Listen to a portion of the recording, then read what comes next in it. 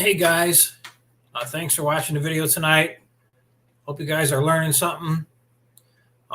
If you've seen the part one of this video, I made a quick one. I was sitting around and I was thinking about talking about what to do with your prepaid money.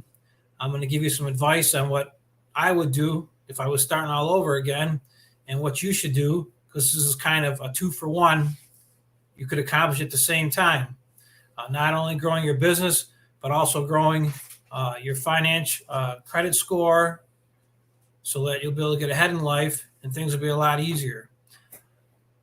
So we were discussing earlier, you got a prepaid check. I hope everybody's got their contracts out or estimates or flyers or ads, and people are starting to call now. You might be cutting grass already. I'm not sure. I probably got another 3 weeks before I actually start mowing, maybe a month even, because sometimes the springs in Buffalo get drawn out a little bit longer than we want to, but it'll be here before you know it. And if you're already working, good for you. And so if you were to get any prepaid checks, I would recommend taking that money and cashing the check and holding on to it. Like I said, don't buy nothing stupid. If you need it for your business, get it. But remember, once you spend that money, it's going to be pretty hard to get to. At the end of the video, I'm going to tell you a couple little secrets, if I remember, which I think I will, about prepaid customers and some comments that might come up that you might have. I don't know all the answers. This worked for me over the years. I made a lot of mistakes. I still make mistakes. Some people aren't going to agree with what I'm going to say, but that's your own opinion. But it worked for me, so hopefully it'll work for you, except for the bad credit part I'm going to tell you about. So hopefully you'll get to that part. So I would recommend that if you got your check, let's say you just got, we'll change the numbers around. So you got one prepaid was $1,000. To a small guy who's just starting out, that's a lot of money. To somebody in the business with a lot of customers, they wouldn't even care about it. It's just fun money. But you got to start somewhere. And I was at your shoes where you're at right now. And eventually you're going to get a snowball effect. You're going to get growing and getting bigger and keep getting bigger. And eventually you got to draw the line to decide when you have enough work. So take that $1,000. And if you need something really bad, get it. But I'm going to talk to you a couple of ways to get it before you actually go out and get it. Cash that check. So say you got $1,000, and I'm not sure what your credit score is or what's going on with your financial situation. If you got bad credit, I'm going to recommend that you get started right away to try to rebuild your credit as quick as possible. And how can you tell if you got good or bad credit without looking? Well, if you walk out to the mailbox and there's 5 or 6 collection agencies sending you letters, or they're calling you all day long, well, you got bad credit. That's not fun. Nowadays, I got so many offers from, say Discover and all different kind of credit cards to sign up with them. That's a good sign for you. But unfortunately, there's also a lot of wasted mail that I don't want to look at. So the way I look at it is, if I'm not contacting you, I'm not interested. So that's the way I look at it. So to jump back, what you should do, keep that $1,000 that you just cashed. And we'll just say, for instance, the first place I would head to and check out, if you're not sure about your credit score, this is really important because it's going to help you on everything through life. I'll show you some stuff that I've been through and I do believe in. Nobody's paying me for anything. The first place I would start, I would go to Credit Karma. Very good site. You download your score. You just sign up to it, and they're going to send you, every time there's something changed to your card or to your credit score, they're going to send it to you. Or somebody's looking at your credit, they're going to give you an announcement, which is good because it'll kind of alert you if somebody's messing around with your credit. So this is a great place to start. Go to Credit Karma.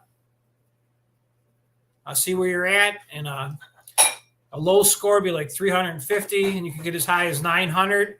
But chances are, if you know your credit score, you probably got good credit. So after you check your credit score, if you got bad credit, the next step I would go to,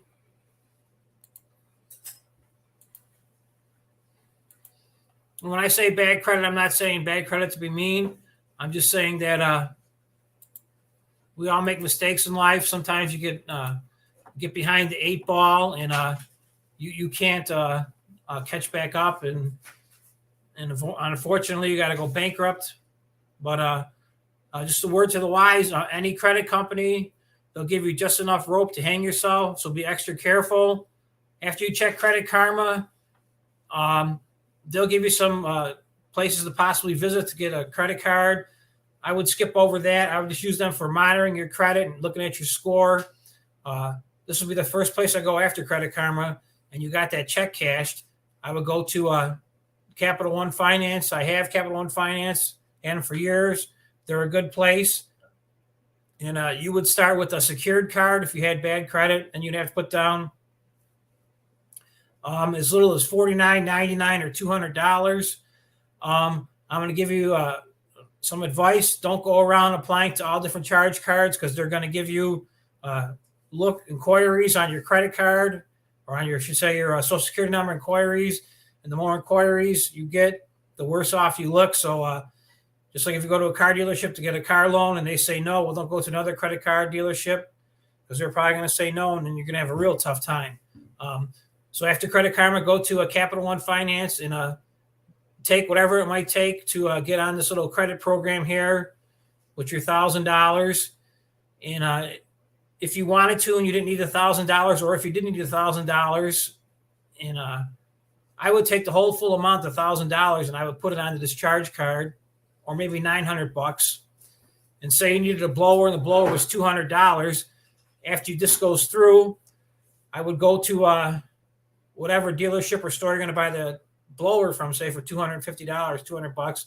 I'll put it on this charge card, and if you can, pay it off each month, or pay at least double what the minimum payment is. Now, don't get crazy and think that you deserve everything because you got credit now, because this is going to help you build your credit.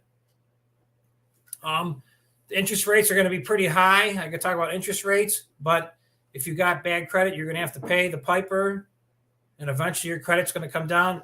Your credit score is going to go up, and interest rates are going to go down. So low credit score, high interest rate; good credit score, low interest rate. So that's a good place to start. Stay on top of it, and it says they're going to increase your credit limit in as little as 6 months.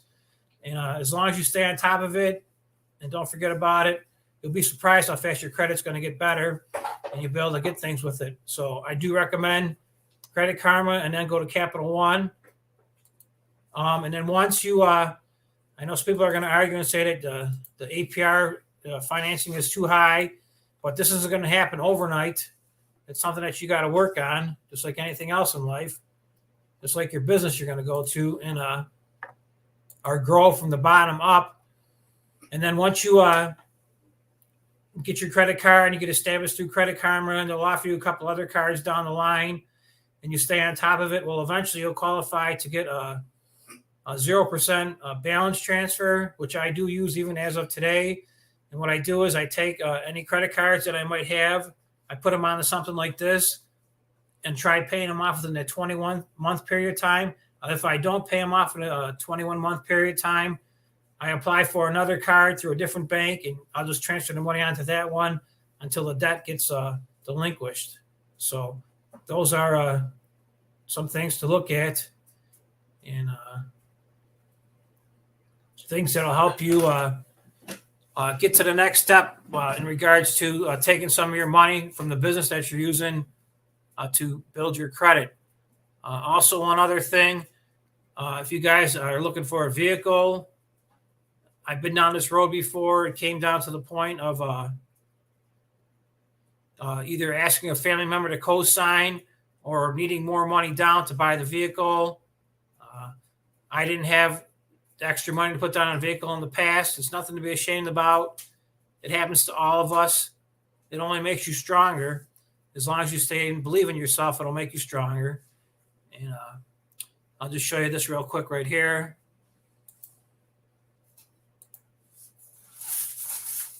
I would go to a place in your area, just do a search, see what they got in your area, something like this. It's called Easy Loan. That's in my area. They pretty much, as long as you got a good enough down payment, they'll give you credit. But you want to make sure that this is kind of like a buy here, pay here place, but you want to make sure that this buy here, pay here place that you're buying a vehicle from actually reports monthly to a credit bureau that you're making your payments on time. This is going to help you out drastically and make great improvements to your credit.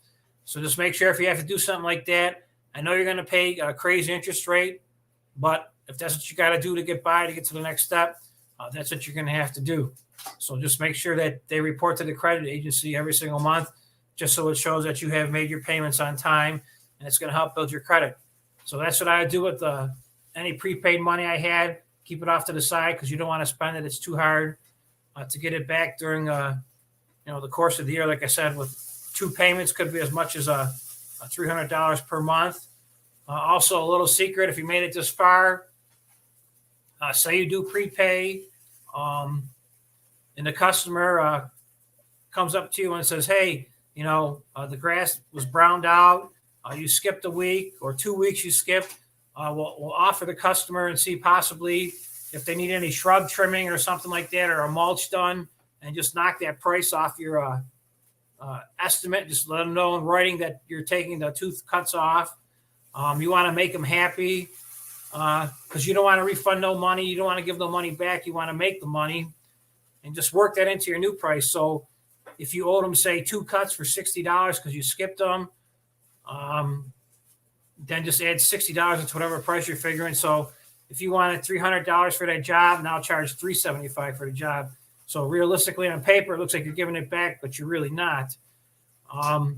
So I'm just trying to tell you, trying to be a businessman. And or if you want, and they do mention it to you, and they're not looking for any extra services because they might do it themselves. They could care less what it looks like. They don't want to get it done. Just say, well, since I didn't cut it to 2 times, when I write you a contract for next year, I'll knock $50 off.